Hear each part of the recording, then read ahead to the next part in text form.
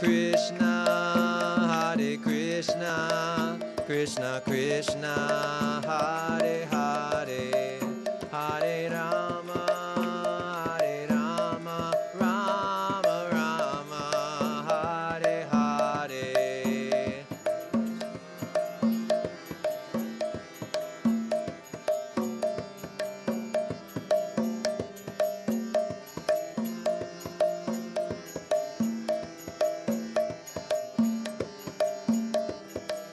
Jaya Jaya Prabhupada, Prabhupada, Prabhupada, Jaya Jaya Prabhupada.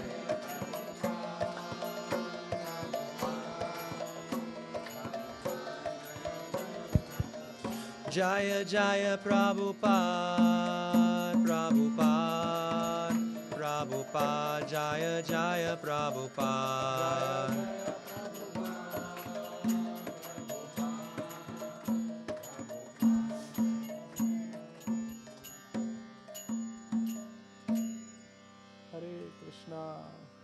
Let's give a big round of applause to our Ekchak Pran Prabhu. Hari Bol.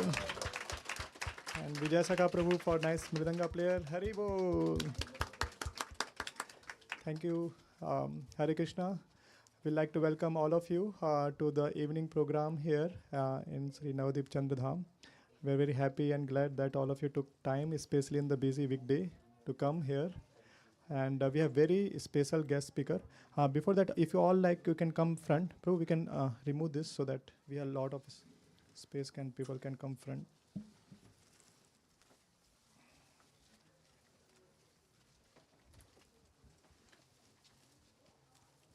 You can remove this. Yeah. It's my honor and privilege to introduce His Grace Gauranga Darshan Prabhu. And is there's no Prabhu doesn't need any introduction, but I just for my I'm so much inspired by Prabhu's life, so I'll just try to brief it. Prabhu joined in 2005 in IISC. I think many of you might be knowing Indian Institute of Science for his master's degree. And as soon as he enters the hostel, he sees the Murli Krishna photo. I don't know if you might have seen, there's a very beautiful Krishna and parrot. And he sees that photo, and then something attracted him, and he wanted to have that photo. And that's what take him to a ISKCON temple, and there he got a Krishna book, and he read cover to cover. And he started chanting 16 round, and he started finding devotees, where are devotees. And so sometimes we feel that it's like how Krishna manifests devotees' life. And then he moved to the Pune for starting his work. And then later he joined in full-time ashram to dedicate his life for serving devotees all over the world and Krishna in 2009 in Chowpatty.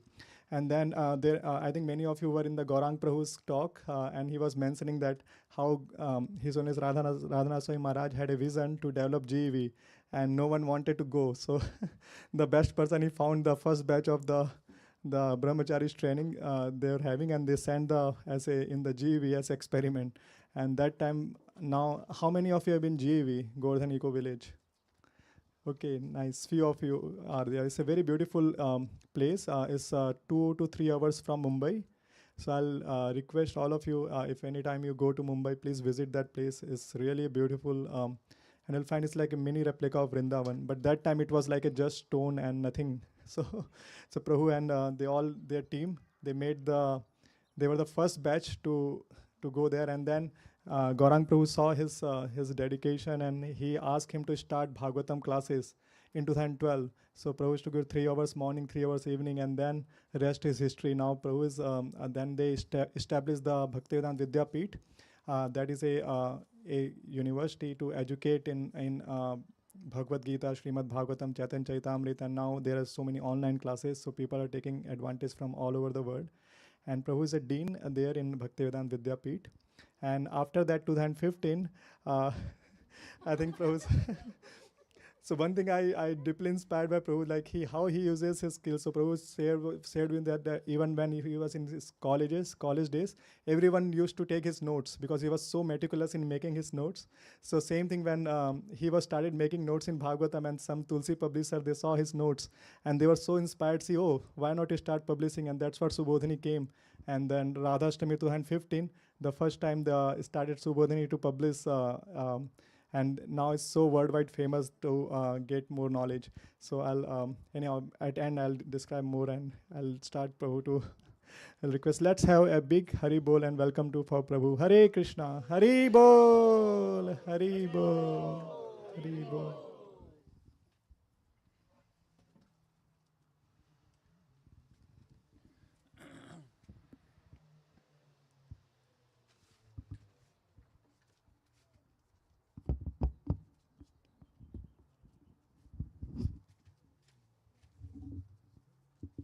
Hare Krishna.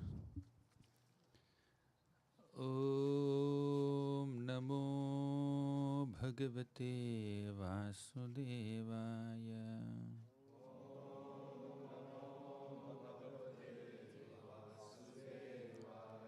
Om Namo Bhagavate Vasudevaya.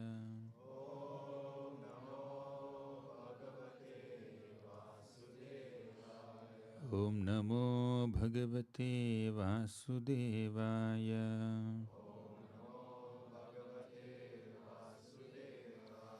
Om Ajnanatimmirandhasya Gnananjanashalakaya Chakshurunmilitam Yena Tasmai Shri Gurave Namaha. Shri Chaitanya Manobhishtam Sthapitam Yena Bhutale Swayam Rupaha Kada Mahyam Dadati Swapadantikam Vandeham Shri Guroh Shri Yutapadakamalam Shri Gurun Vaishnavamscha Shri Rupam Sagrajatam Sahagana Raghunathanvitam Tam Sajivam Sadvaitam Savadhutam Parijana Sahitam Krishna Chaitanya Devam Shri Radha Krishna Padan Sahagana Lalita Shri Vishakhanvitamscha He Krishna Karuna Sindho Deenabandho Jagatpate Gopesha Gopika Kanta Radha Kanta Namostute Tapta Kanchana Gaurangi Radhe Vrindavaneshwari Vrishabhanu Sute Devi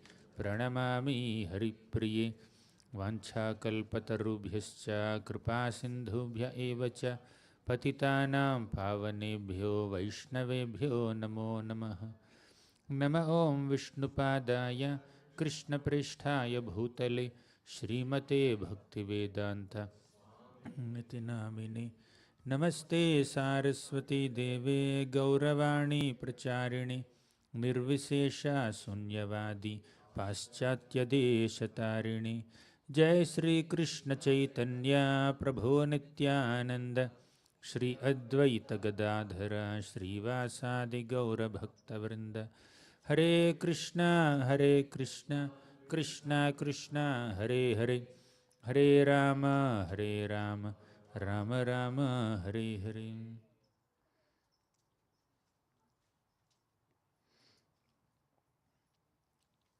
Hare Krishna.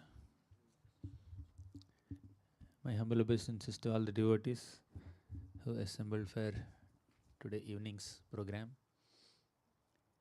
It's always a great pleasure for me to speak Harikatha in the association of very seasoned and mature and dedicated devotees.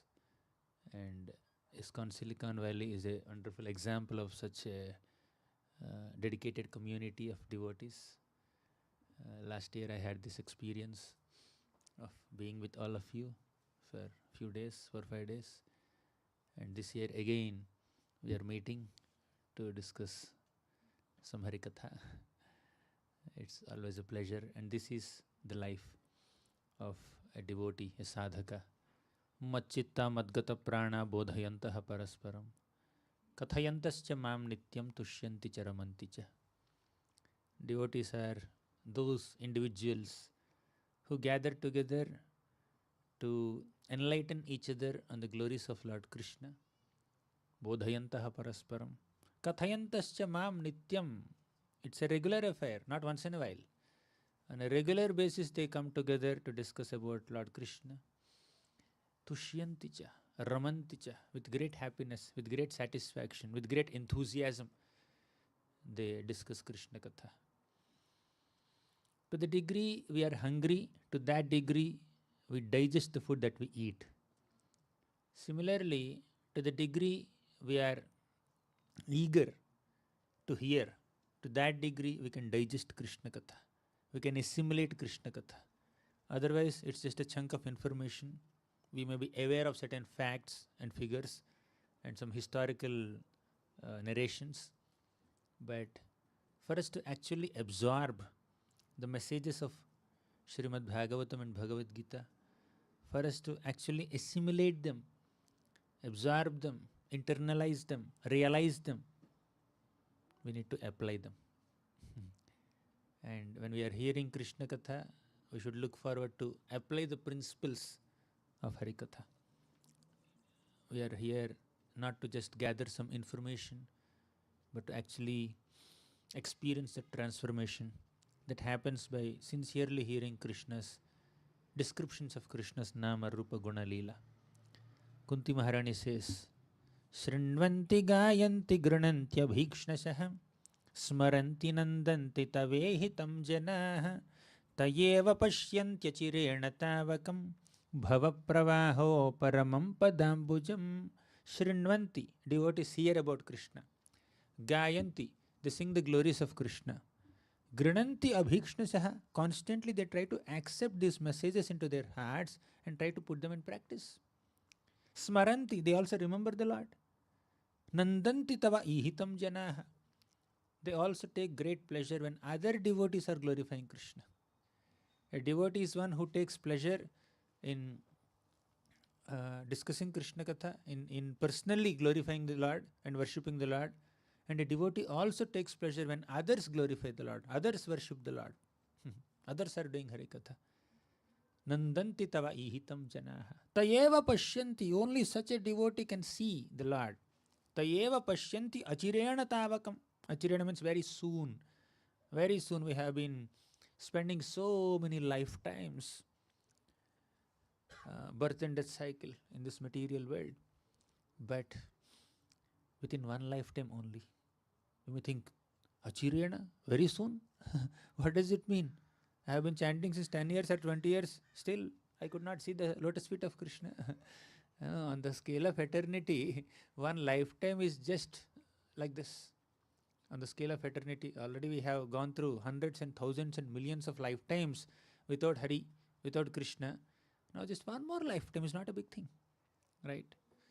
When we are actually absorbed in Krishna Katha, that one lifetime will pass like this. I think about 15 years I have been in ashram. Maybe I started chanting Hare Krishna 17 years back, something like that. I can look back. Looks like I just came to bhakti and the 17 years passed like 17 minutes. Although so many things have happened in this 16, 17 years still. And many devotees also must be experiencing that. When we are actually following spiritual culture, time passes very quickly. But when we are not absorbed in Shravanam Kirtanam, when we are not relishing it, it becomes Yugaitam Nimishena. Even a moment is like one yuga. Oh my God, why life is so boring? Why life is so heavy? It's not moving so fast. Long life, what long life? Such a short life. That in Kali Yuga, life is very much shortened. But when we are trying to absorb in this spiritual activities of Sravanam and Kirtanam, we don't even realize the passage of time.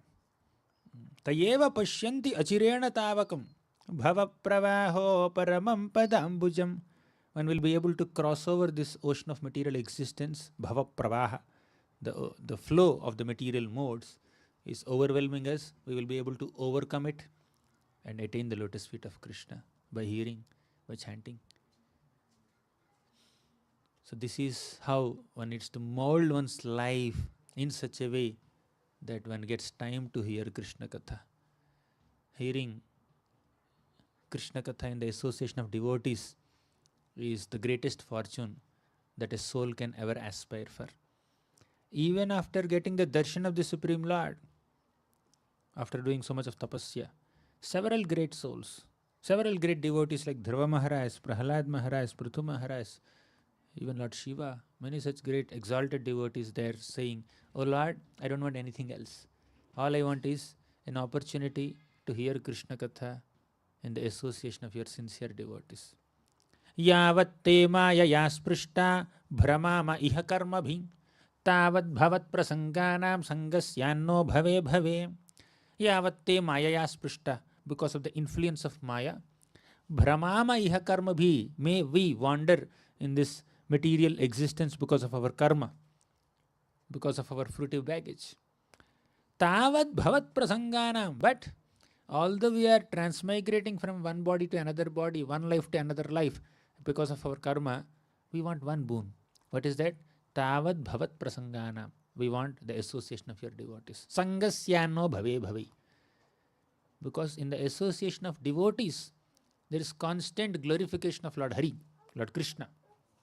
Krishna says to Narada Muni, Naham tishtami vaikunthe sadhunam hridayeshuva. Yatra gayanti mad bhakta tatra tishtami Narada. Naham tishtami vaikuntha. I don't stay in Vaikuntha. Sadhunam hridayeshuva. I don't stay within the hearts of sadhus. They may be doing dhyana. Dhyana avasthita tadgatena manasam pashyanti yam yogino. They may be doing some yoga, dhyan, meditating on the Paramatma form of the Lord. But the Lord says, I don't stay in their hearts. Where do you stay? If you don't stay in the hearts of yogis, if you don't stay in Vaikuntha, where do you stay? Yatra gayanti mad bhakta tatra tisthami Narada. Wherever my devotees are glorifying my names, chanting my holy names, and chanting my glories, praising my Nama Rupa Guna Lila, that's the place where I stay. Of course, that does not literally mean that the Lord doesn't stay in Vaikuntha. He stays in Vaikuntha also. He stays in the hearts of devotees also. He himself said in the 9th canto of Bhagavatam, Sadhavo hridayam mahyam sadhunam hridayantvaham. I stay within the hearts of devotees, but out of his eagerness and enthusiasm to exalt this activity of Krishna Katha in the association of devotees, he said, I prefer to stay in the association of devotees, company of devotees, more than staying in the hearts of yogis who do some secluded meditation in secluded forests. So that's the eagerness in which the Lord accepts the process of Shravanam. In RSVP, so many people may give their names. I am coming. But there is one name, that is Krishna. So he is always there. Wherever devotees gather together to discuss the glories of Krishna, one message comes from Krishna also. And another message comes from Yamaraj also. Even Yamaraj becomes very eager to sit in places where Krishna Katha is happening. Therefore, devotees don't die. Devotees don't die? Yeah, they die. But they die not to go to hell, not to meet Yamaraj. They die, they leave this body to go to the spiritual world, or to go into another situation where they can continue their practice of bhakti. Ayur harati vaipumsam udyannastam chayannasau tasyarte yat kshano nita uttama shloka vartaya. Ayur harati vaipumsam, by the rising and setting of sun, one day in our lifetime is getting reduced. Right? By every rising and setting of sun, we are reducing one day in our life. Materialistic people, they are coming one day closer to death. But with every rising and setting of sun, a devotee doesn't lose one day in life, doesn't come one day closer to death, but comes one day closer to Krishna. For a devotee, death is not leaving home, leaving relatives, leaving property, leaving belongings. But for a devotee, death is going home, going to the real family, entering the association of real well-wishers. That's our real home. Real family is there in the Goloka. Real relatives are there in Goloka. Real friends and family members are there in Goloka. Real family head is there in Krishna waiting for us. Come, let me embrace you. Krishna is waiting for that embrace. So that's how devotees spend their time. That's why Dhruva Maharaj offers this prayer. Bhaktim muhu pravahatam tvayi me prasango bhuyadanantamahatam amalashayanam yenanja solbanamuruvyasanam bhavabdhim neshye bhavadgunakatham ritapanamattaham bhaktim muhu pravahatam tvayi me prasango. In the association of devotees, there is constant flow of the nectarian river of Krishna Katha. Tvaime prasango bhuyad anantamahatam amalashayanam. All these great devotees are anantamahatam. They are unlimitedly powerful. And not only anantamahatam, amala ashayanam. They are also having pure hearts. Their aspirations are never contaminated by desire for sense enjoyment, but their aspirations are very pure. Amala ashayanam. Ashaya means aspiration. Amala means no contamination. Contaminationless aspiration. Pure aspiration. A devotee is characterized by purity of intentions, purity of aspirations, purity of goals. Our goals are supposed to be pure. We may not be pure yet, but our goal is pure. There may be still so many anarthas of lust, envy, pride, greed, etc. But the aspiration is to love Krishna. Aspiration is to attain Krishna Prema. So when that aspiration is set, naturally, we will do the needful to come to that aspiration by overcoming all our shortcomings of anarthas and aparats. Anarthas are there, aparats are there, because we are sadhakas. So as long as we are in sadhana bhakti, as long as we are practitioners, we are not perfect yet. We have shortcomings. We have anarthas. We have kama, krodha, lobha. We all have this. But the desire, the aspiration is to overcome them, not to maintain them, not to nourish them, but to reject them, but to get rid of them. But the process of getting rid of all these anarthas is hearing Harikatha. Pravishtha karna randhrena svanam bhava saroruham dhunoti shamalam krishna salilasya yathasharat. When you hear Krishna Katha, when you hear Srimad Bhagavatam, Pravishtaha Karnarandhrena, Krishna will enter our ear holes. And through ear holes, which are like gates, Krishna will enter into our hearts. They are like homes. This is home and this is door of the home. So Krishna will enter through these ear holes into the heart. And in the heart, in the home, there's a lot of kachra, a lot of contamination, a lot of dirt in the form of lust, envy, pride, greed, etc. What does Krishna do? He will clean all that. He will completely clean. Pravishtaha karnarandhrena svanam bhava sarorhum dhunoti shamalam Krishna. He will clean. Dhunoti means to completely cleanse or wash away. He will wash our homes of hearts with his purity, and he will get us rid of all material contamination.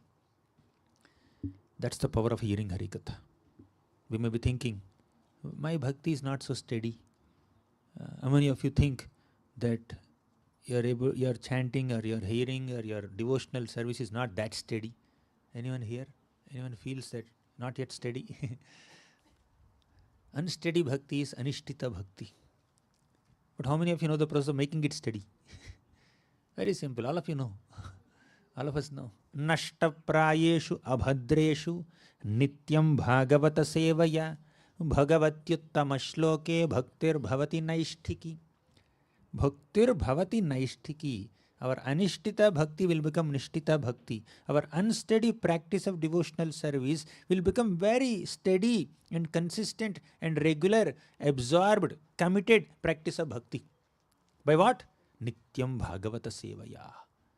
By doing Nityam Bhagavata Sevaya, by regularly hearing Srimad Bhagavatam and also rendering service to Bhagavata devotees, our unsteady bhakti will become steady.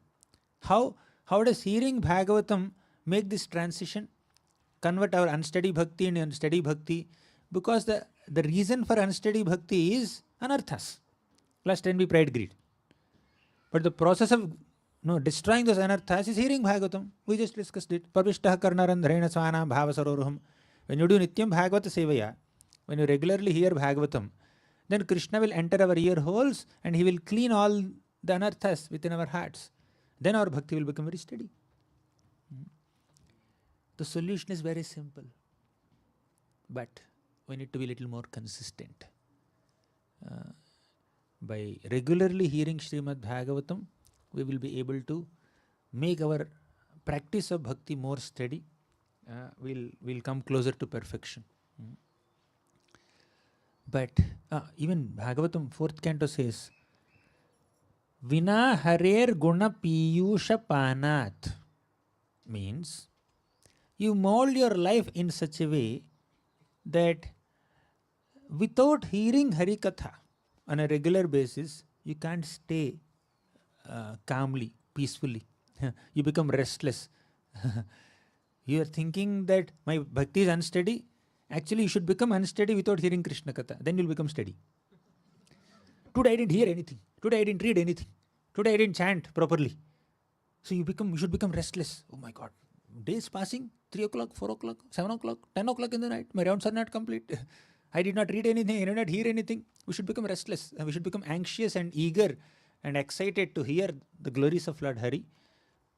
Vina harer guna piyusha panat. The 4th canto Bhagavatam says that you should mold your life in such a way that you become very impatient and restless and dissatisfied and discontent without hearing Harikatha, without hearing the descriptions of Lord Hari's qualities even for one day. Even one day I should not miss hearing Krishna Katha, discussing Bhagavatam. That's how we need to mold our lives. So these are a set of instructions, practical instructions given to us by Bhagavatam. In the last 15-20 minutes we have been discussing so many such important guidelines given by Bhagavatam. But let's come to more practical discussions.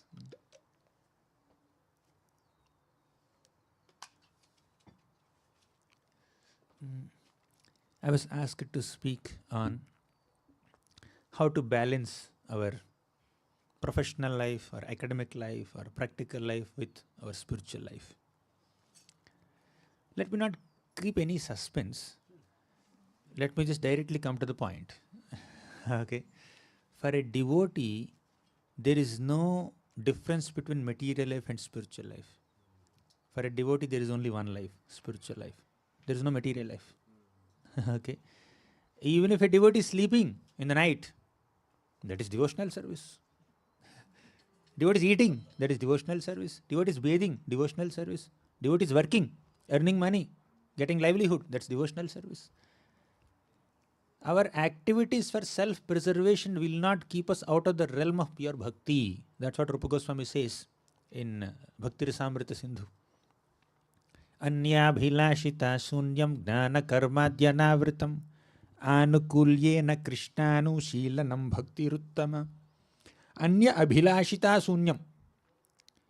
Anya abhilashita sunyam means you should not have any material desires.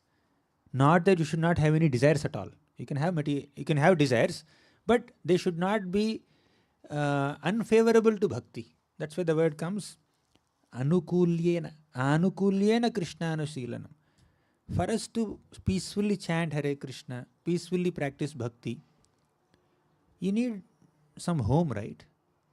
For you to go to temple, you need a car. For you to talk to other devotees, you need a phone.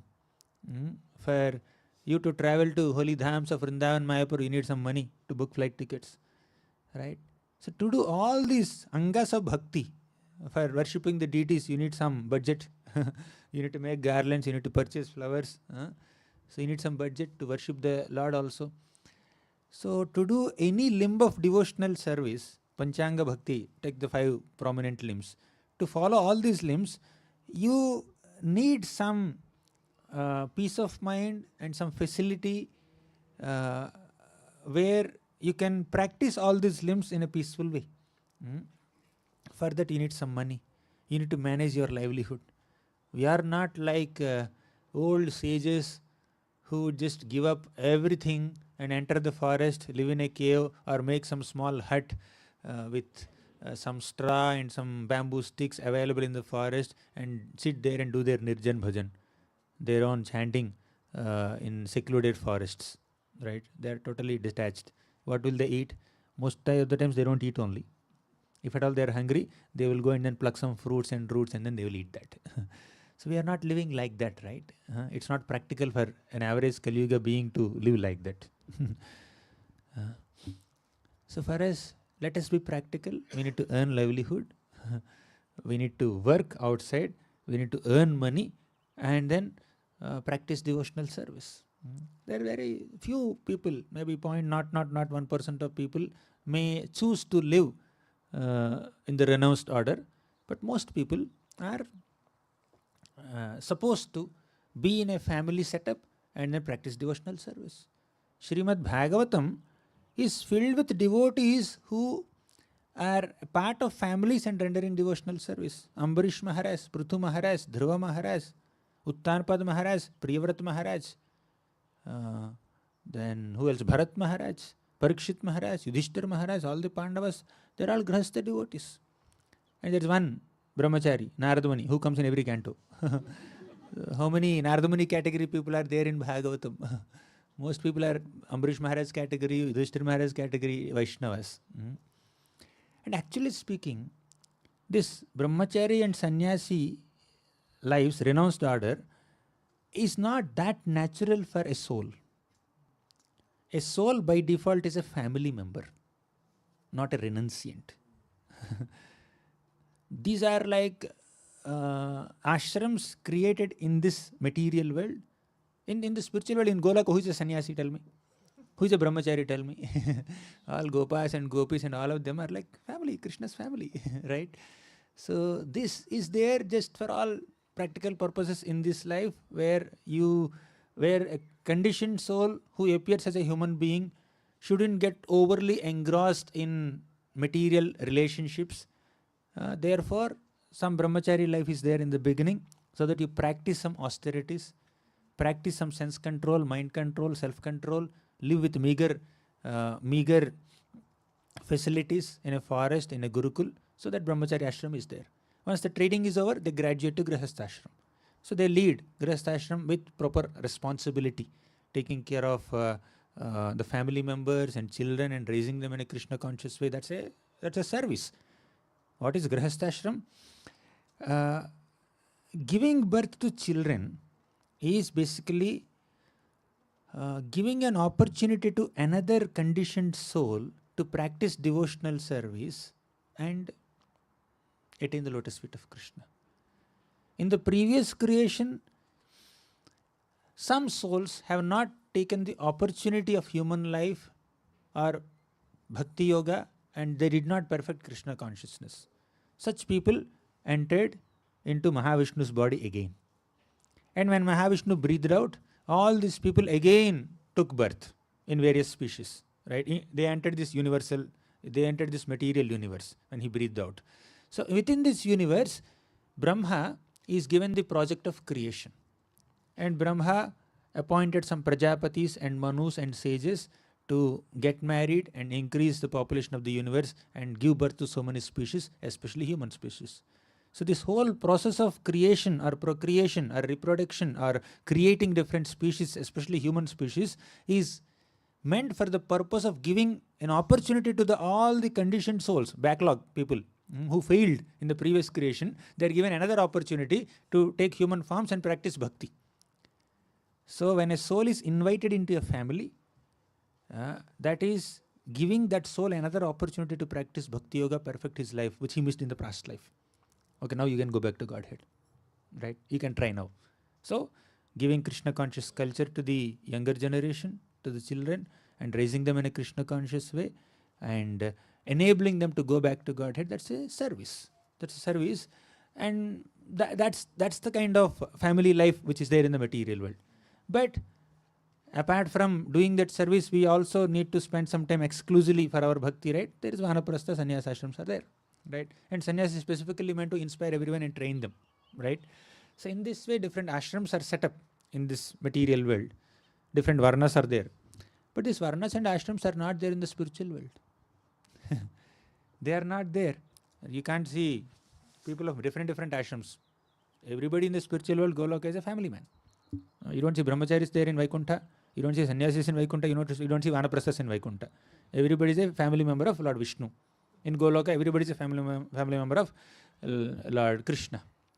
So what do?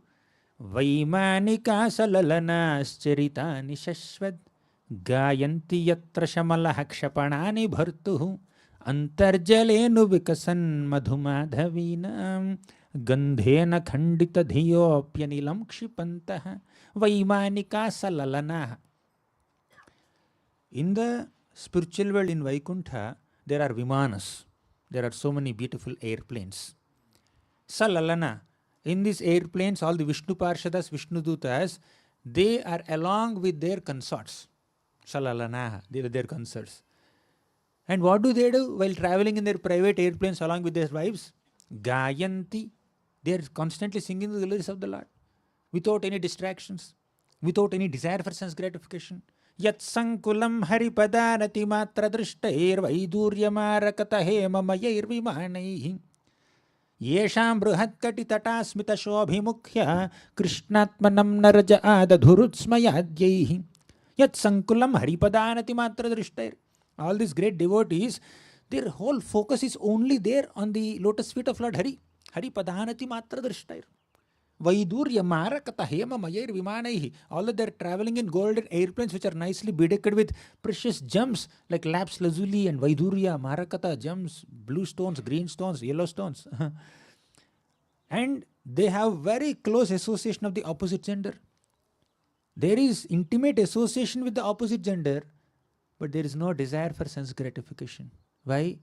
Krishnatmanam, their hearts are fully dedicated to Krishna. Na raja adadhurutsmayad, their passionate desires for sense enjoyment will not enter their minds.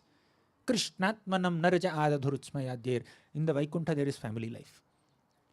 But in that family, the wife and the husband, the male devotee of the Lord and the female devotee of the Lord, together they render a particular service to the Lord in different flavors. That combination works great. So they render service to the Lord, not for individual sense enjoyment, but dedication to the Lord.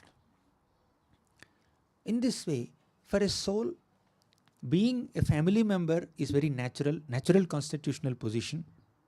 But that family life is meant for service to Krishna, not for anything else. But in the material world, the family life, if it is not led with Krishna in the center, that becomes a source of entanglement. That's a source of distraction. But if it is led with Krishna in the center, that is like an amazing service rendered to the Lord with proper cooperation amongst different members of a family. Now in a brahmacharya ashram, everybody is a brahmachari. In sannyasa ashram, all are sannyasis. So they try to render service in a certain way. But in a family, there is wife, there is husband, there are children, there is son, daughter, brother, sister, mother, father, grandmother, grandfather, different people of different categories, different age groups, different types of experiences. When all of them come together and render service to Krishna, that package is different, which one brahmachari cannot offer, which one sannyasi cannot offer. Right? So that is an opportunity. It is Grhastha ashram. Ashram means a place where spiritual culture is upholded, where Shravanam and Kirtanam are given the prominent seat. That is called ashram. Brahmachari is ashram. Grhastha home is also ashram. Prabhu Mukharan Prabhu was introducing. He said this is Nitai, Gaur Nitai Dham, right? What is the name? I forgot the name of the deities. Nitai Navadvip Chandra Dham. Something like that. I don't know if you remember, you can tell me. So this is Dham, the place where the deities are worshipped, place where bhoga is offered to the deities, place where devotees come together to hear Harikatha and chant the holy names of Krishna. This is also ashram. So when Krishna is kept in the center of family life, that is the natural condition of a living entity to serve the Lord. And whatever service a family member is supposed to do to the other family members is Vaishnava Seva. It's not entanglement anymore. Because the other members are also Vaishnavas. They are also servants of the Lord. They are also devotees of the Lord. Whatever service you do, whatever physical support you give them, whatever emotional support you give them, whatever financial support you give them, whenever they are crying, whenever they have some pain, you give them your shoulder. Okay, share your pain with me. Whatever emotional support you offer them, it's all devotional service. It's all Vaishnava Seva. Vaishnavas come together to render service to the Lord. So that is the setup there. Now let me go to Vrindavan. In Vrindavan, you can't see sannyasis moving around. Brahmacharis are not there. In Vrindavan, the king is Nanda Maharaj, and the queen is Yashoda Mata, and the prince is Krishna. Another prince is Balaram. And they have so many devotees, gopas and the gopis and cows and calves. It's a very flourishing cowherd community. Krishna appeared in Vrindavan. And Nanda Maharaj very beautifully celebrated a great festival called Nandotsav. This Nandotsav is a celebration which is led by fathers, Father Nanda Maharaj. And Yashoda Mata becomes an assistant to Nanda Maharaj in celebrating Krishna's birth ceremony. And Nanda Maharaj is giving profuse quantities of grains and nicely decorated cows in charity to Brahmanas and guests. And devotees are having holi, throwing milk at each other, yogurt at each other, butter at each other. You can never have a holi like that. We don't have so much wealth. we only throw colors at each other. But they throw butter and ghee at each other. Anyways, they are enjoying like that. So Nanda Maharaj celebrated Nandotsav in a great, happy, joyous mood. At a little advanced age, he got this little child, Krishna. 3 months later, baby Krishna, he turned on his back on his own. Right? Generally, very young kids, they cannot turn on their backs on their own. If you make them lie on their belly, they will lie like that, for like that. They will just flap their hands and legs. If you make them sleep like this, they will just flap their hands and legs like that. So once Krishna turned on his own, so that stage of child's growth is considered Uthana ceremony. And this is a ceremony led by mothers, not fathers. Okay. Now here Yashoda Mata called all the gopis, neighboring gopis. And she is giving saris to them, kumkum to them. He is giving ornaments to them. She is giving charity to all the brahmanas. Here Nanda Maharaj became her assistant. Here father has certain contribution in the child's growth, and he celebrates certain stages of child's growth in a certain way. And mother has her contribution in the child's growth, and she celebrates certain stages of the child's growth in a certain way. So thus the combined affection and contribution of father and mother to the child's upbringing will make the child more happy and nourished, and grow. He grows in a more wholesome way, physically and intellectually and emotionally. So he gets both flavors. And there are other members of this family also. Rohini Mata gives her own affection. We have Nanda Maharaj's 8 brothers, so they will offer their affection. And we have many other gopas and gopis and cows and calves. It's like a spiritual world. So there is assistance. Father and mother, they assist each other in serving Krishna. Sometimes father takes lead, sometimes mother takes lead, sometimes father becomes assistant, sometimes mother becomes assistant. Then that's how the families run.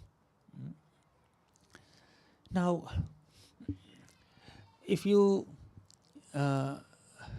see what sustains our spiritual inspiration while working in professional life is, as I said some time back, there is no difference between spiritual life and material life for a devotee.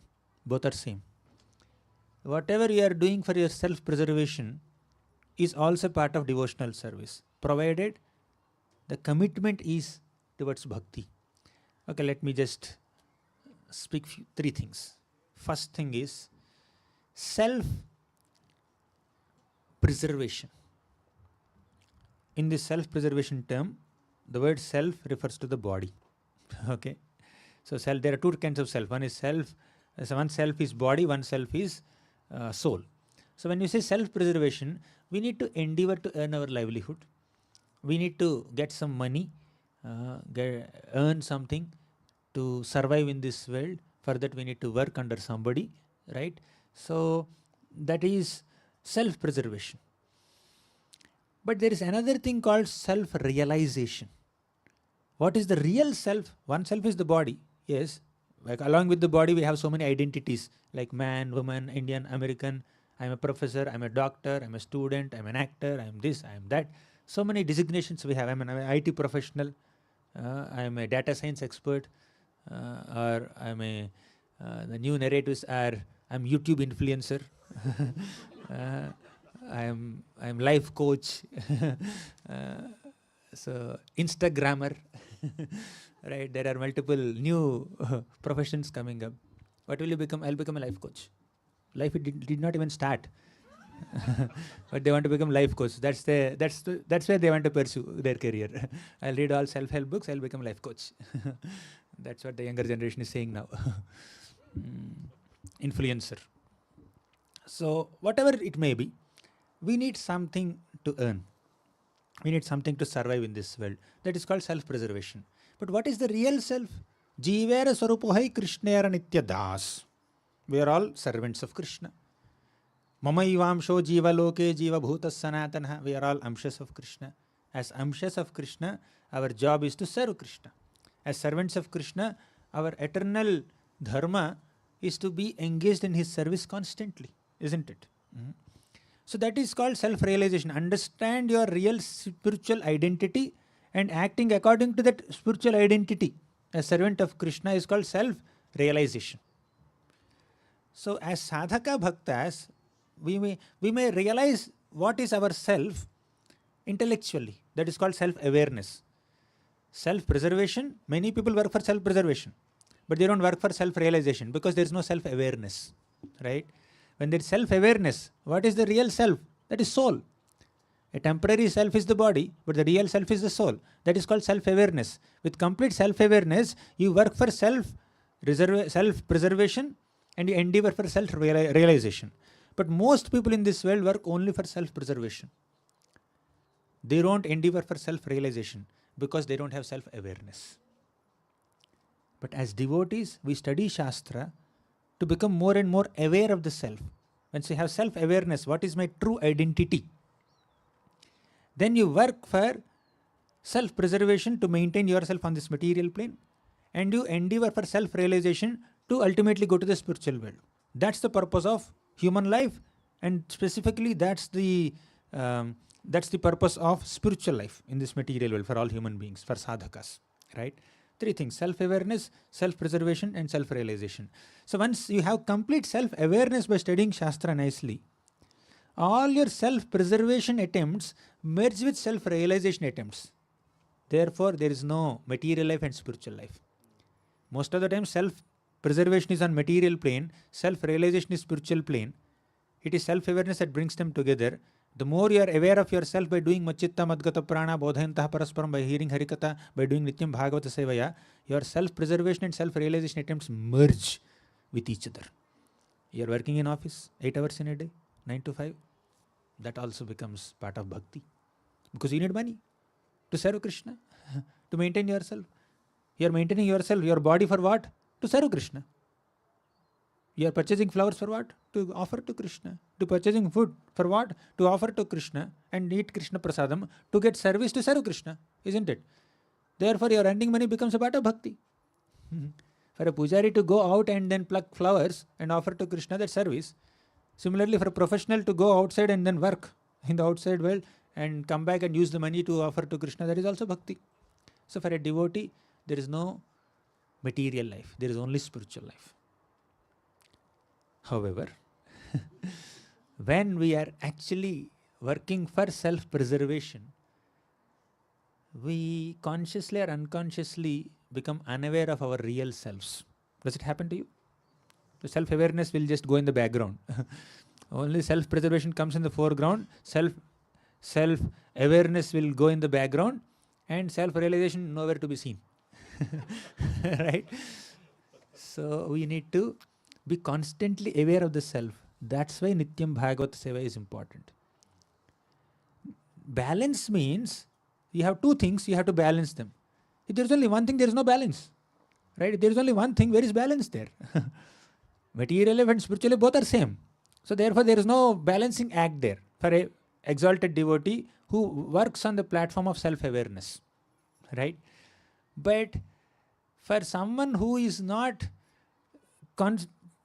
constantly trying to be aware of oneself, one who is not reminding oneself of what is the real self by hearing Bhagavatam on a daily basis, then there is a big struggle. The self-preservation attempts and self-realization attempts seems poles apart. My God, this working professional is one life, and doing satsang programs with devotees and worshipping deities, that's another life. My God, how do I bring them together? How do I bring them together? What brings them together is this Nityam Bhagavata Sevaya. Regularly hear Harikatha. We need to remember that we are servants of Krishna. Whatever we are doing on the practical front, on the material front, is also part of our bhakti. We need to do that austerity. For Arjuna, chanting Hare Krishna is a much easier proposal than throwing arrows at Karna, Bhishma, Drona. But Krishna said, Tasmat sarveshu kaleshu mam anusmara yudhyacha. If at all times I have to remember you, mam anusmara, why are you telling me to do yuddha? And if I am doing yuddha, how can I remember you? When he is throwing arrows at Bhishma or Karna or Drona, how can he remember Krishna? If he remembers Krishna, he will get distracted. He will throw arrows at Yudhishthira and Bhima instead of Bhishma and Drona. Right? So Krishna says, Mahamanusmara sarveshu kaleshu yudhyacha. Tasmat sarveshu kaleshu mahamanusmara yudhyacha. If at all times, sarveshu kaleshu means all times. Sarveshu means all, kaleshu means times. If at all times we have to remember Krishna, where is the possibility of doing yuddha? And if I have to do yuddha, that's like compromising on the previous instruction. Within the same shloka, within one half of the shloka, Krishna gave a big project. Always remember me and also perform your yuddha. The answer is, did you get the question? There's a question, there should be an answer. Sarveshu kaleshu for a sadhaka bhakta is not at all moments. It's not every moment, it's every day. Every day you remember me. You begin your day by chanting Hare Krishna. Begin your day by worshipping Krishna. Do manmana bhav mad bhakta madhyaji mam namaskuru. But when you are actually working on a practical plane for your self-preservation, doing whatever is duty which is assigned to you, or you have taken up for self-preservation in this world, according to your varna, according to your ashrama, do it as an offering to Krishna. Arjuna's yuddha, Arjuna's throwing arrows at Karna, Bhishma, Drona, Shakuni, Duryodhan, Dushasan, that is a part of Arjuna's bhakti. While releasing an arrow, whether Arjuna is exactly remembering Krishna in trance or not, we are not sure, because he has to focus on that activity. When you are cooking for Krishna, for example, you are making payasam from Krishna. The other day kids were saying, what is your favorite food item? Someone said Krishna Prasadam. Kunjari said that. Krishna Prasadam is my favorite sweet. I don't know what is the recipe for it. We can share recipe, Kunjari. Krishna Prasadam is her favorite sweet. So when you are making Krishna Prasadam for Krishna, making some kheer, Amrita Kedli for Krishna, you give the necessary attention that the service requires. We are making kheer, and in the name of Sarveshu Kaleshu Ma Manusmara, you put salt instead of sugar in the kheer. It will become something else. It will not become Krishna Prasadam. It will create commotion for Krishna. Right? He will say, my God, what is this? I told Sanatana Goswami to give salt and he's giving salt. He took it very seriously. I don't want salt in kheer, by the way. I want salt in roti. That a little bit, not so much. Giving the necessary attention that the service requires will not put you out of the realm of Krishna consciousness. Krishna consciousness is not just to be conscious of Krishna within your mind. It's not just thinking of Krishna. Krishna consciousness is not just thinking of Krishna. Not just dedicating your mind to Krishna. Yes, mind is there. Manmana bhava madbhakto is there. Mayyaveshya mano yema. Nityayukta upasate. Ananyas chintayanto mam. Yajana paripasate. And also, what is that shloka? Just now we recited, right? Tasmat sarveshu kaleshu mam anusmara is there. But yuddha is also there. When you say anusmara, that's activity of mind. But apart from mind, in this system, we have many things. What are the other things? We have body, we have senses, we have ears, we have eyes, we have nose, we have tongue, we have intelligence, we have ego. If you always focus on engaging your mind in Krishna's service, what about other faculties? Will you not engage intelligence in Krishna's service? Will you not study Shastra? You have to study Shastra. Studying Shastra is also Krishna consciousness, right? Chanting Hare Krishna is also Krishna consciousness. Cooking for Krishna is also Krishna consciousness. Looking at Krishna's deity, getting lost in the beauty of Krishna, deity darshan, that is also Krishna consciousness. Taking care of crying babies is also Krishna consciousness. You want reference? I can quote. Yado hane vahanane mathanopalepa prinkankhanar bharudito ksanamarjanado गायन्ति चैनमनुरक्तधियोश्रुकण्ठ्यो धन्याव्रजस्त्रिय उरुक्रमचित्तयानः. The gopis of Vrindavan are doing so many household activities, taking care of cows, milking cows, churning butter from buttermilk, from yogurt, and they're also ukshana.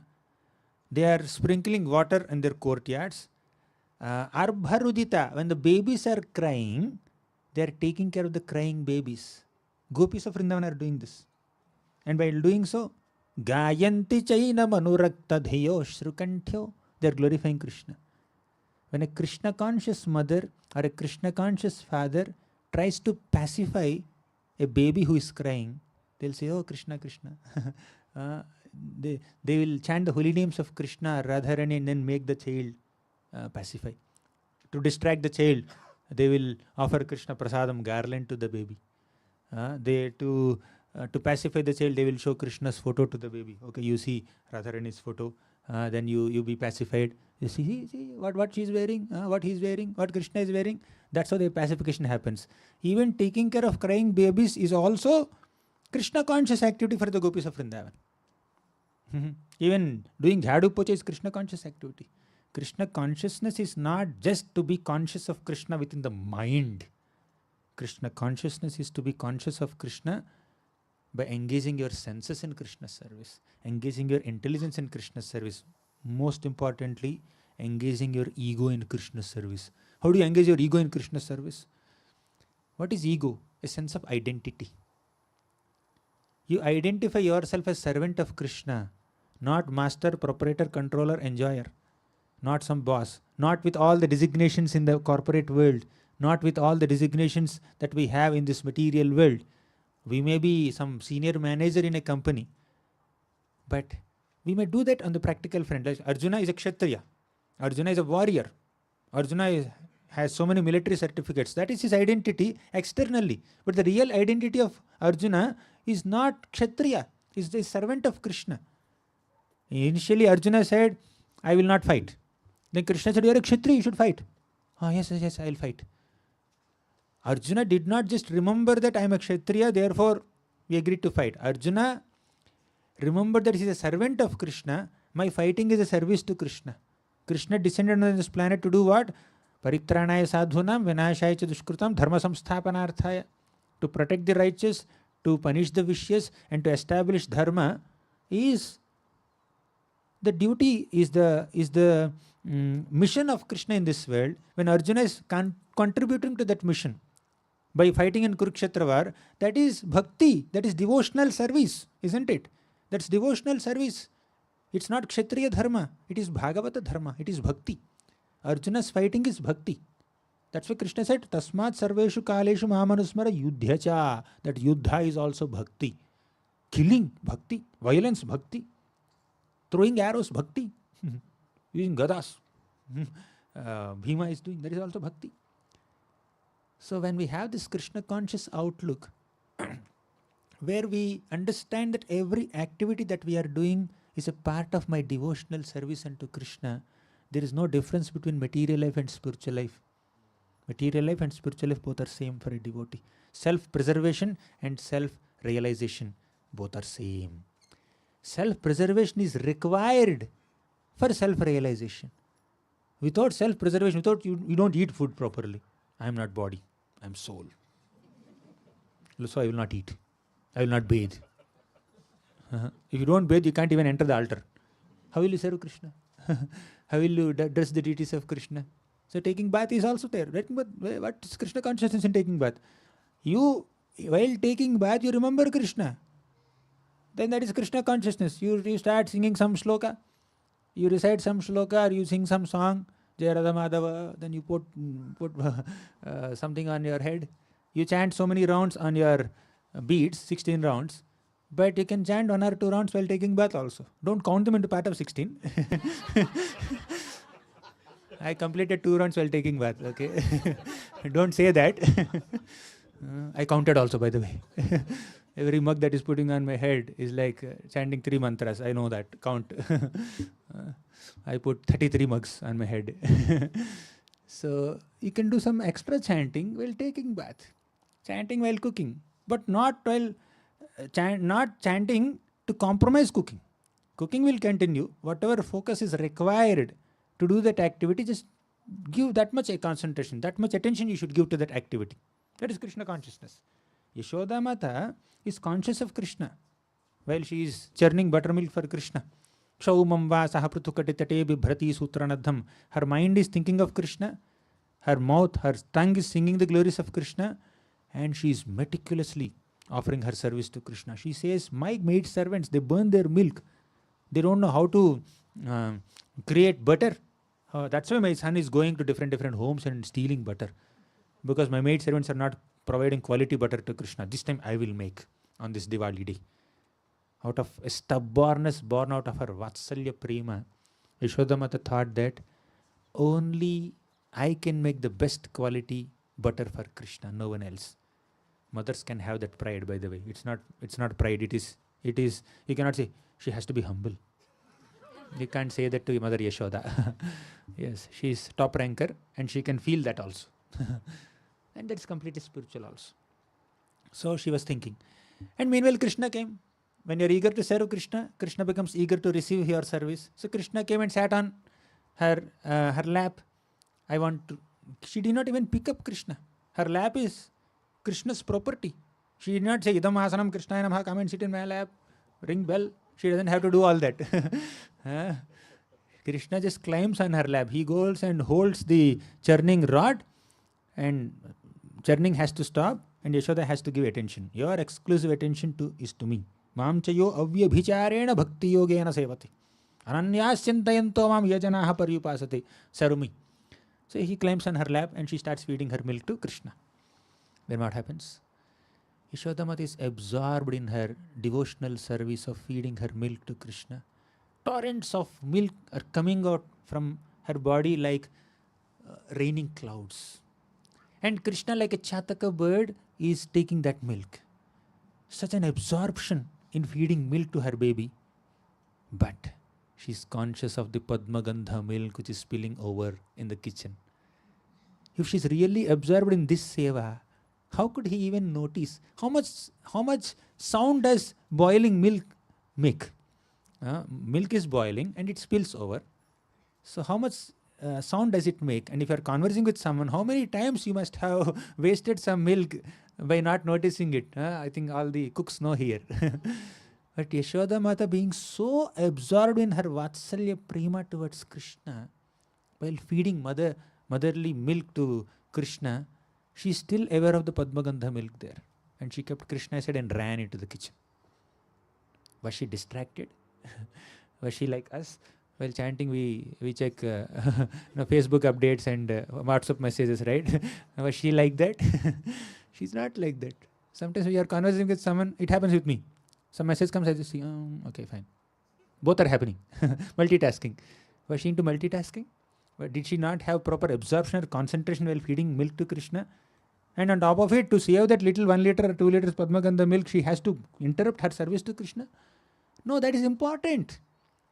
Right? Getting milk saving that milk for future service of Krishna is important, even at the cost of compromising her service to Krishna now. So, going to job is important. Right? Working in office is important. Of course, our working in office is nowhere comparable to Yashoda Mata saving Padmagandha milk, but just to draw one little parallel.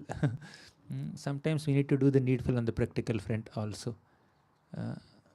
And that doesn't put us out of the realm of pure bhakti. For Arjuna, killing people, that's important. Apart from worshipping Krishna. He said, I will not fight. I will chant Hare Krishna. I will go and beg like a Brahmana, beggar. Then Krishna said, Arjuna, you are a Kshatriya. You are a fighter. You are supposed to fight. If you artificially take the profession of a beggar, you will fight with other beggars. Better you fight with warriors. Right? You have that propensity to fight. Shreyan swadharmo vigunaha paradharma sanishtitaha swadharme nidhanam shreyaha paradharmo bhayavavaha. Your dharma is to fight. If you adopt someone else's dharma of begging, you will employ your nature of fighting in that other's dharma. You will fight with other beggars. Better fight with warriors. You have propensity to fight. So, but this is like Swadharma. Krishna is highlighting that Swadharma and the natural propensities of people. But Krishna ultimately did not want Arjuna to fight by making him realize that he is a Kshatriya. He wanted him to realize that he is a devotee. You are a devotee. You are supposed to be acting as my instrument. I have already killed all these people. Please understand that first. Okay? After speaking 10 chapters, Krishna thought, my God, I don't know how much is he understanding. Let me tell that I already killed them. How much ever philosophy I speak, Karma Yoga, Jnana Yoga, Dhyana Yoga, Bhakti Yoga, he may still think the way I have to kill. Because second chapter he asked the question. Third chapter he asked the same question. Fifth chapter he asked the same question. How many times you will ask the same question? Okay, let me tell you. I have already killed them, by the way. You don't have to kill. What am I supposed to do? Nimitta matram bhava savyasachin. Mayai vaite nihataha purvameva nimitta matram bhava savyasachin. Mayai vaite nihataha purvameva. Before only I have killed all of them. Purvameva. Beforehand I have killed them. When did you kill? The moment Dushasan touched the hair of Draupadi, I have decided that all these people have to die. The moment he dragged her into the assembly, I decided even Bhishma has to die. Even Drona has to die. Even Karna has to die. Everybody has to die. The moment none of them did anything to stop this nonsensical activity, I have decided they have to die. Oh, really? Then what am I supposed to do if you already killed them? And he also showed the display also. So many mouths emanating fire. And all these Bhishma, Drona, Karna, all these are entering the fire and they're being ground in the teeth. But Arjuna said that what am I supposed to do? Nimitta matram bhava. You are Savyasachi. Use your both hands to release arrows. You are Savyasachi. Do that. And manifest a result which I have already decided. Just like Brahma, many people, once Narada Muni asked, you are the creator, right? You are the creator of the universe. Everything in the universe is manifested by you. Then Brahma said, I only recreate what has already been created by the Lord. I am not the creator, he is the creator. I am a secondary creator.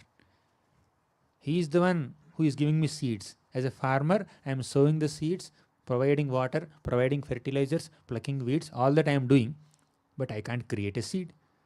Aham bija pradah pita is Krishna. Right? Even Brahma cannot avoid the service of creation. Arjuna and Pandavas could not avoid the service of fighting.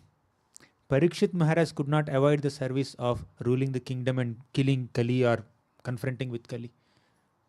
Parikshit Maharaj, Dhruva Maharaj, Ambarish Maharaj, Prithu Maharaj, Priyavrat Maharaj, Uttanapad Maharaj, Bharat Maharaj, all these people, they don't have small households with one family with 5-6 members to take care. They are not having 9-to-5 job there. They are the responsible administrators and emperors of the entire planet. How much responsibility they have? How much firefighting they have to do? How much troubleshooting they have to do? They're doing all that while being Krishna conscious. Right? So many devotees in the past have set a great example of taking care of their regular trivial responsibilities as a part of their self-preservation and some contribution to other self-preservation, while not compromising on their endeavor for self-realization. So this example is set by so many devotees. If you are feeling overwhelmed, that so much, yes, it is overwhelming, undoubtedly. Sometimes I wonder, my God, how are they managing?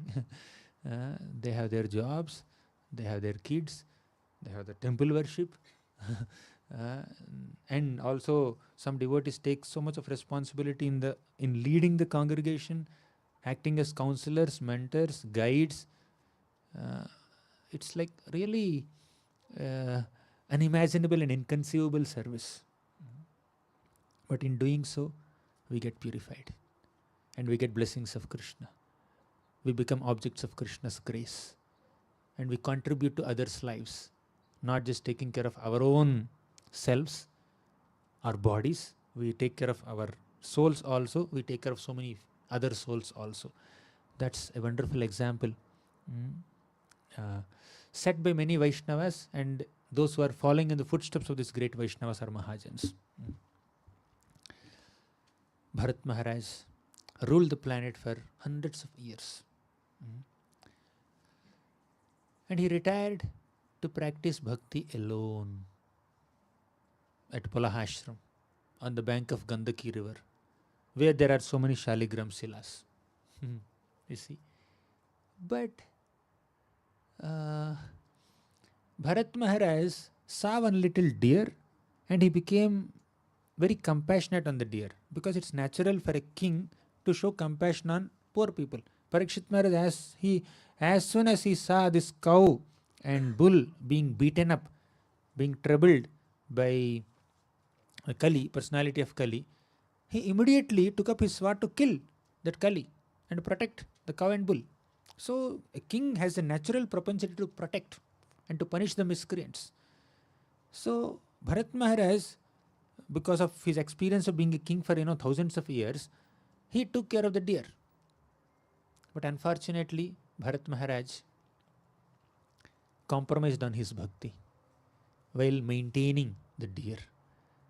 So this is the care that we need to take.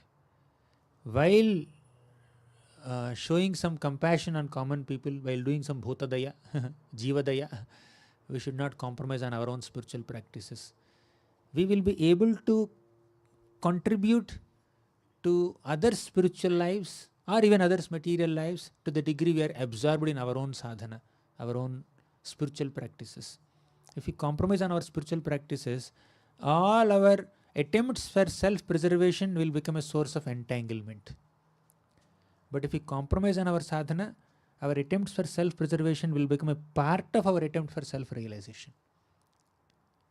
We eliminate or eradicate or erase any difference between material and spiritual lives to the degree we take our sadhana seriously, to the degree we are absorbed in our spiritual activities. But to the degree we are distracted in our spiritual activities, to that degree we separate these two lives and it becomes exhausting, tiring, boring. But we need to do the needful on the practical front. In fact, the more we are absorbed in spiritual practices, the more we are empowered to do the needful on the practical front effortlessly. Arjuna was a warrior. How many responsibilities he had? But he's an expert warrior. Many devotees of Krishna, they're experts in their material fields also. They did not compromise in their studies if they're students. Now, recently 10th standard exams happened. Many children who are in our online classes, they are in touch with me. They're sending, Prabhu, I got 85.6 score. I got 92.3. I got 93.8. So like that, they're sending their scores. Wonderful scores. So they are regularly coming for online classes. They're learning so many shlokas. They're interacting in the classes. They're answering questions also nicely. They're writing essays. Sometimes we publish that essays in our Bhagavad Pratipika also. And they're doing good in their academics also. Very nicely they're doing. And they're doing their extracurricular activities also. Some of them are, doing this learning classical music, some of them. So they are doing good in their learning, in their studies, and also doing good in their bhakti as students. And as they grow nicely, if they continue like this, they will definitely work nicely as professionals and also do their practical life nicely, in their spiritual life also nicely. So there's no difference between these two. But if we think that whatever I'm doing on the practical front, Ambrish Maharaj did many things on the practical front, but he's also doing Savayamanaha Krishna Padara Vindayor Vachamsi Vaikuntha Gunaduvarnane. He's engaging all his senses in Krishna's service and ruling the planet. Yudhishthir Maharaj administering justice, ruling the practicing Krishna consciousness. Nishamya Bhishmoktam Athachyutoktam. The way Bhishma taught him all the principles, the way Achyuta, Lord Krishna taught him all the principles. So Bhishma is, Yudhishthir Maharaj is molding his life and his ruling in accordance with the principles taught by Bhishma and Krishna. So we will also try to learn all the principles from Gita and Bhagavatam, and we try to apply them in our practical life, in our dealings with other people, even they get inspired. Recently one student went to the college with so much fear, what will happen there, I'm going out of association. But eventually took Gauranga deities and started worshipping in the university and influenced the roommate also to get attracted to bhakti little bit. So some transformations happening on that front, right? So there is no difference between college life and spiritual life. However, there are some moments or many moments, or practically every day there are some moments where we can get distracted. So what protects us from allurement and distraction in bhakti is association of devotees. When we don't gather together on a daily basis, or at least on a regular basis, once in a while, frequently, not once in a while means not once in 3 months or 4 months or 1 year, but on a regular basis when we come together, share our hearts, do some guhyamakhyati pruchhati, and share our realizations, share our struggles, share our exhaustions, share our ecstasies, share some Krishna Katha, that will rejuvenate us, that will charge our batteries, spiritual batteries, and that charge of spiritual batteries will help us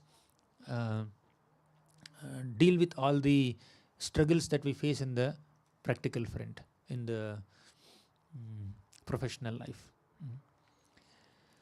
So charge our spiritual batteries by hearing and chanting and having very nice, good friendships with other devotees. And then let's try to deal with our professions accordingly. Sometimes there are busy phases.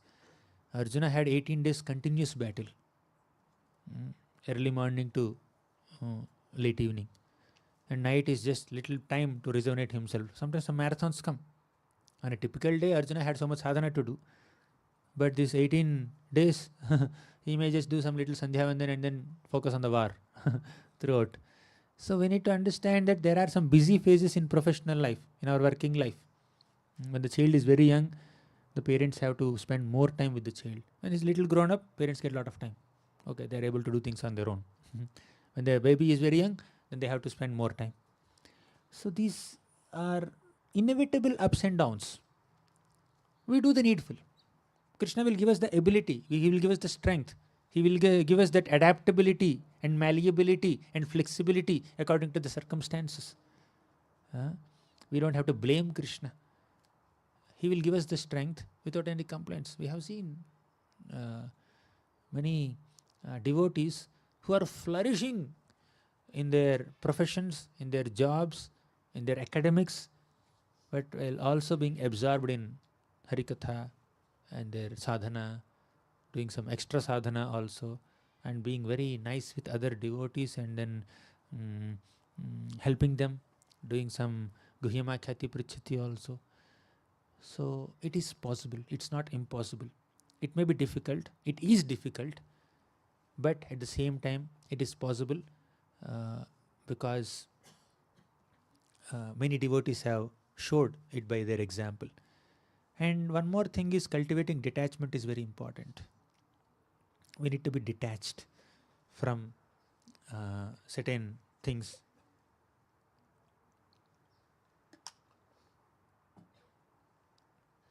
Successes and failures, victory and defeat happens on the material plane also. When we are failing in certain attempts for progress in professional side, that may sometimes disappoint us, dishearten us. But as long as it is not compromising on our self-preservation, as long as it is not affecting our physical well-being so much, we should not get too overwhelmed by it. When COVID came, some devotees even lost their jobs. It's quite painful for them. It took a while for them to settle down. But there were devotees who have some surplus, who managed their lives, although they were not getting regular income for quite a few months continuously. Some ups and downs will come. So, according to Lord Chaitanya Mahaprabhu, a devotee who is working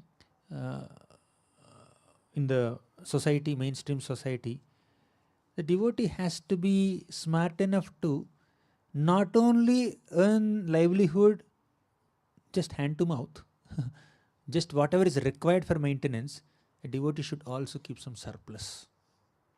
For that, you need to do little extra endeavor, probably, if needed, and keep some surplus to meet with health emergencies or other kinds of financial emergencies, or meet with some unexpected expenditures. So, and Vasudeva Datta was spending everything.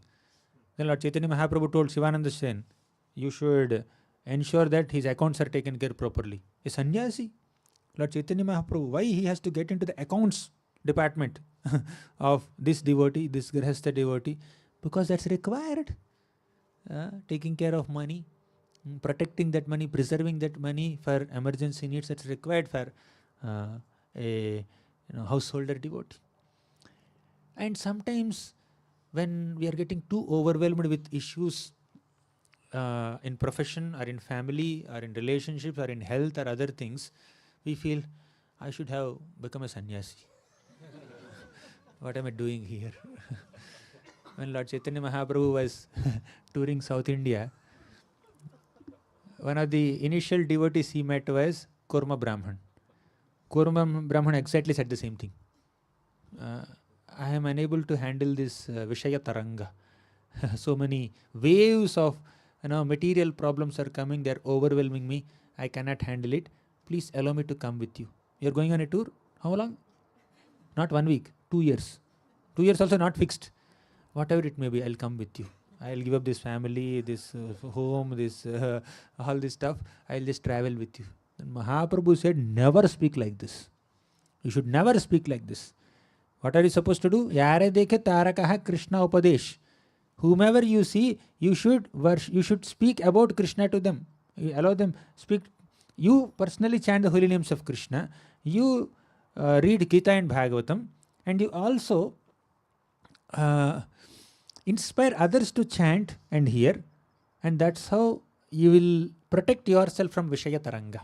Kabuna badhibe toma Vishaya Tarange. Punarapi eighthani pabe mora sangi. So you will definitely be able to attain my association. You will be unaffected by the waves of material existence, provided you chant holy names of Krishna at home, you study Bhagavatam at home, and you inspire others also to do the same. That's the formula that Mahaprabhu gave to so many Grhastha devotees throughout his South India Yatra. You don't have to change your ashram. You don't have to change your social status or position. Prabhupada also says, unless you are a butler or a butcher, you don't have to change your profession.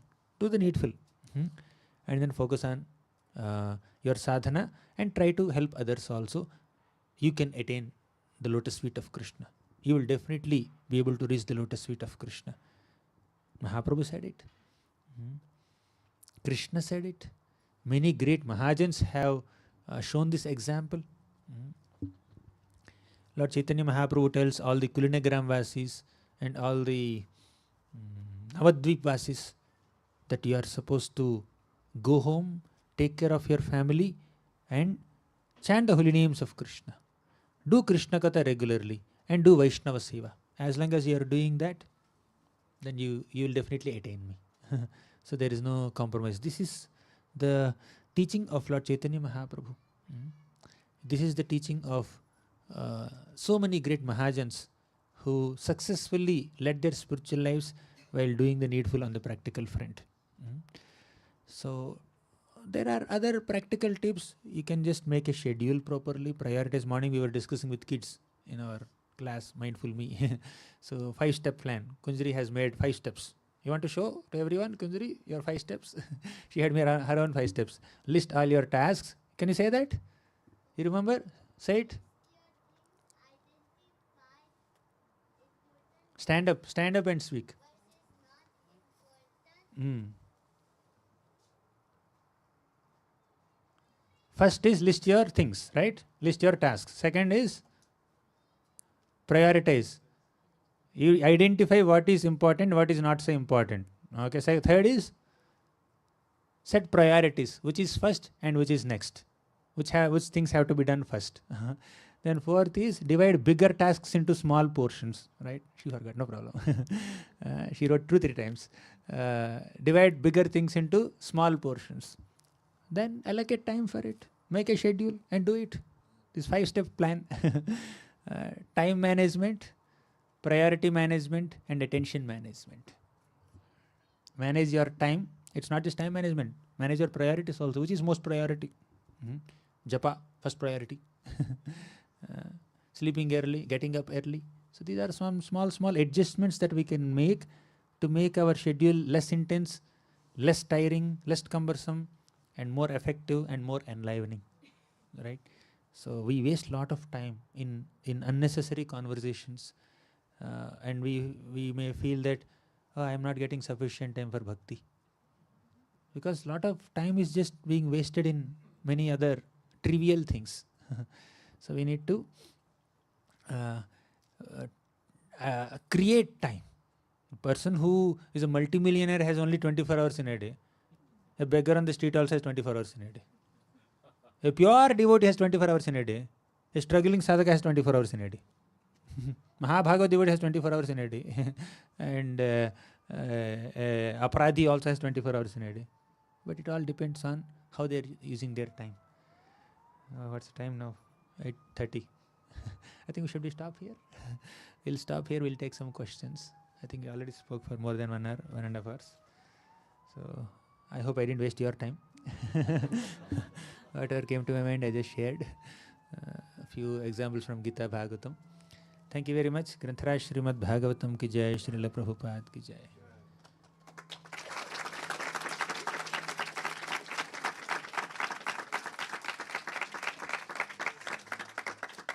If anyone has any questions. Hare Krishna. Prabhuji, so you were mentioning about the intensity part, right? Like we should be feeling, why I'm not doing reading or chanting or kirtans, something like that. It's at least my experience is it's easier to do that when life is great and everything's great. When problems hit us, how do you maintain that intensity? That's where we need to have devotee association. Alone we cannot handle it sometimes, or many times, or most of the times. But when we are with other devotees, we get that necessary emotional support and a helping hand to deal with the practical problems. So you're struggling with something, facing some problem, devotees will come and help you solve that problem. Even if they cannot help you, they will give you that moral support, emotional support to not get overwhelmed by that problem. Therefore, friendships amongst devotees is very important. Pandavas were always together. Although they have different personalities, different opinions many times, still they're always together. Because they are together, that unity is there amongst these devotees, we will not get overwhelmed by problems. Does it sound practical? Any other question? Yes, bro.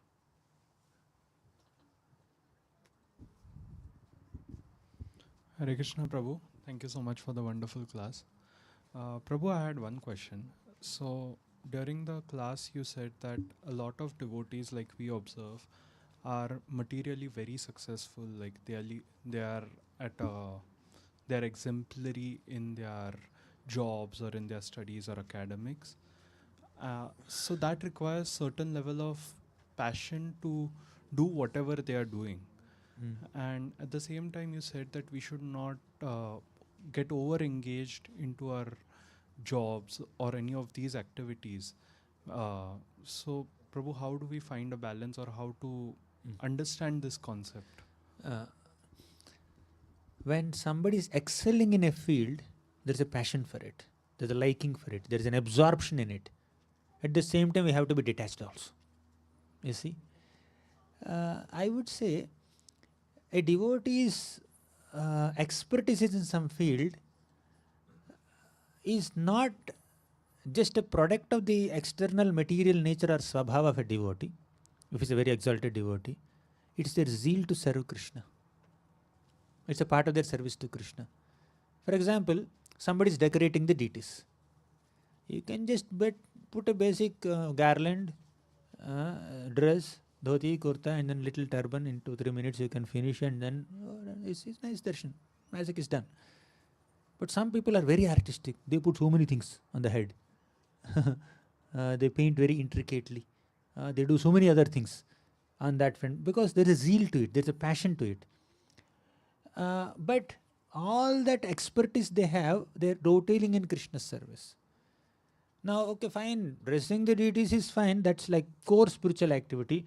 How do we understand when somebody is like expert in their profession, in certain material skill? Even that skill also can be engaged in Krishna's service. If we have that right, outlook, perspective. And devotees who are expert in certain fields, they have engaged those expertise in Krishna's service in unimaginable ways. Somebody is good at construction, they give a lot of inputs in construction to the temple. Somebody is expert in painting, they made very beautiful paintings for Krishna. So there are some skills are dovetailable skills. You are excelling in that skill and you are able to dovetail it in Krishna service also. But there are certain skills which are not dovetailable. Those skills and that expertise devotee has to discard.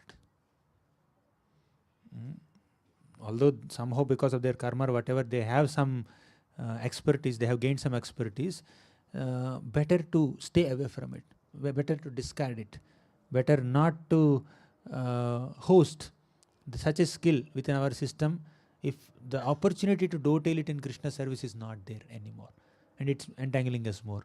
So we should just give it up. So when devotees become experts in certain things like business, they are earning more money, they are using that money in Krishna service. Some are earning fame, they are very famous outside, they are using that fame to promote Krishna consciousness in some way. They kind of endorse a devotee's activities. They facilitate preaching programs. Somebody is in a very, very high position in a company. So they bring somebody and then arrange for a preaching program there in the company. Okay, many devotees have done it.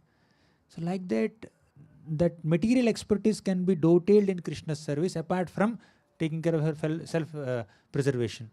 But sometimes material expertise cannot be dovetailed. That has to be rejected. Makes sense, bro?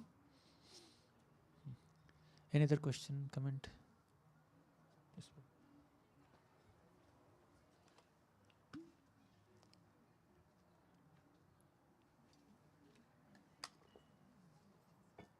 Some expertise or skills or activities we do are in tamogun. Better stay away from them. Some are in sattvagun. Some are expert singers. They have great zeal with which they have learned music. They are engaging in Krishna's service. They are able to chant. Ultimately, the purpose of all our endeavors is samsiddhir haritoshanam. If samsiddhir haritoshanam is not attained, then we better stay away from such a skill. Hare Krishna. Thank you for such a insightful lecture.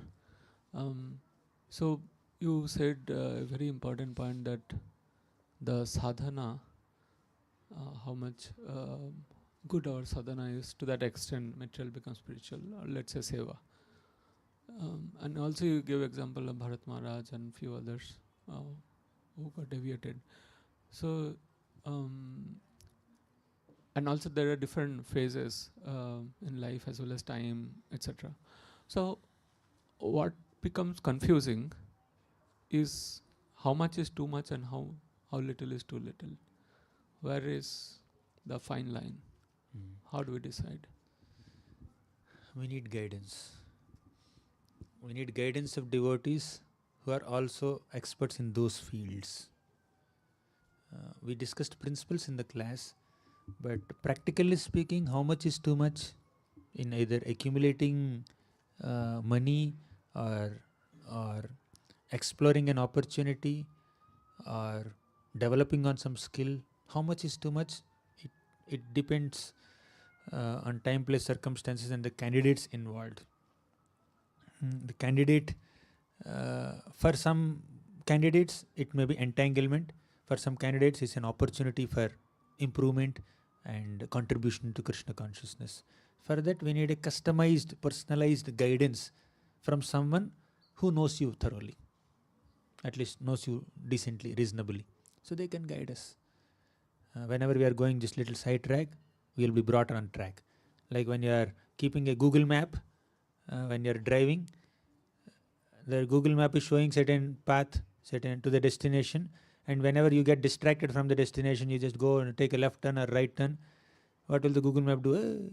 No, realign, recalculate the optimal path, and then bring you back on track.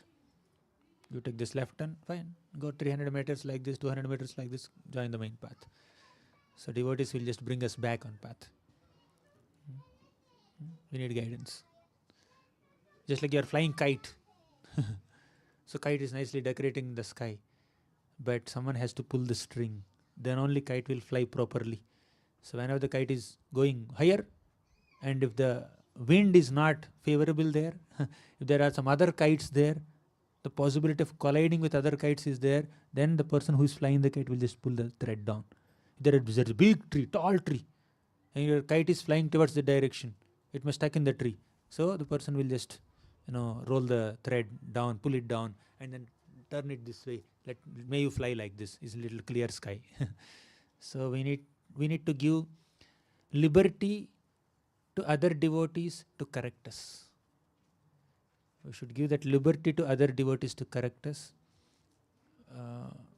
Let them have that confidence in us that we will not get offended when they give a suggestion. We should give them that confidence and reassurance. If we are little brittle, if we are not approachable, if you are too opinionated, if you are too self-centric, and if you are not inclined to hear any suggestions, we'll miss an opportunity for growth. So how much is too much? Sometimes we may not be able to figure out.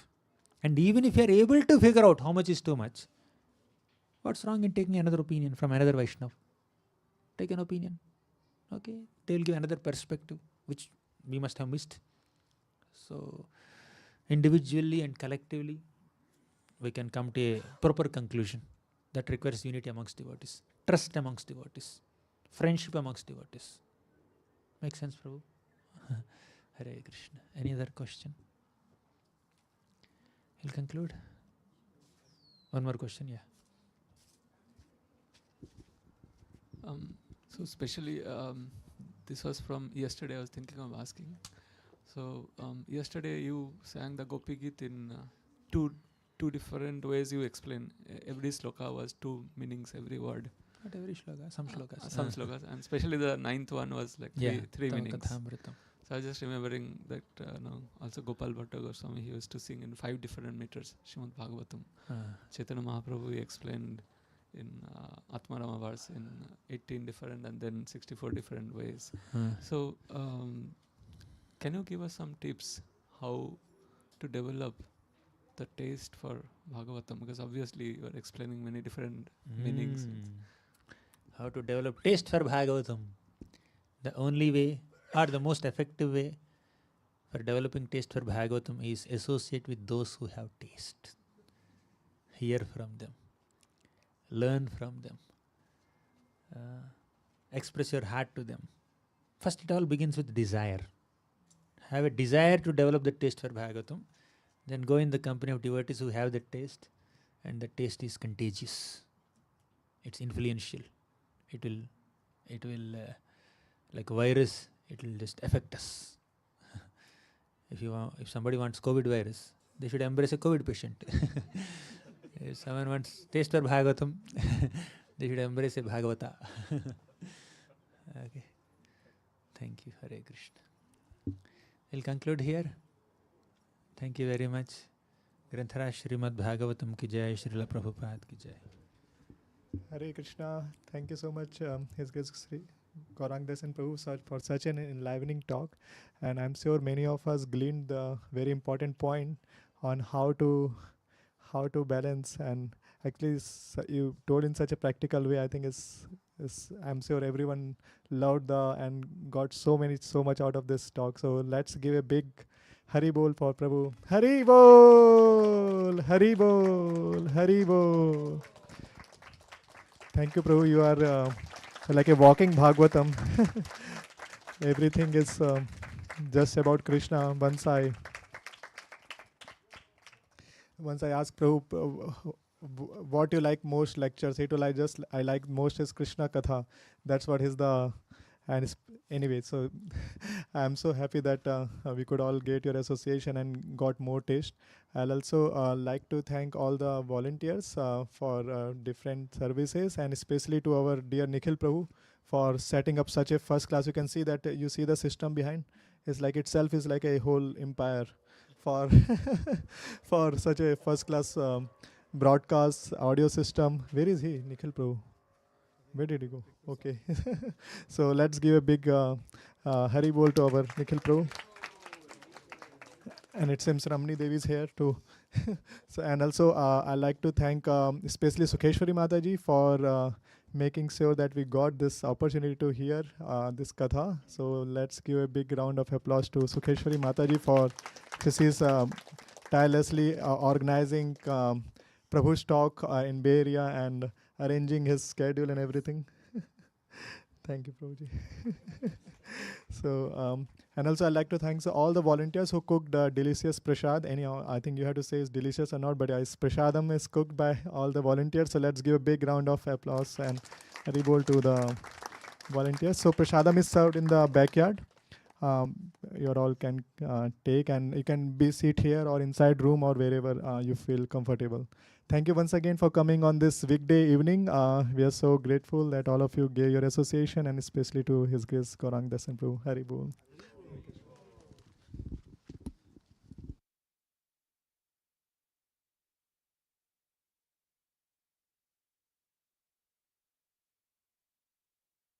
Hare Krishna. So His Grace Gauranga Dasan Prabhu will be available for a few minutes. If anyone wants to talk, they can connect with him outside.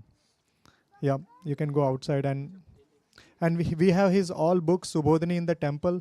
Somehow we could not get here, but you can get lot of Prabhu has written many volume of book, and you can get in our ISKCON of Silicon Valley Temple the books that Prabhu has written especially. Hare Krishna.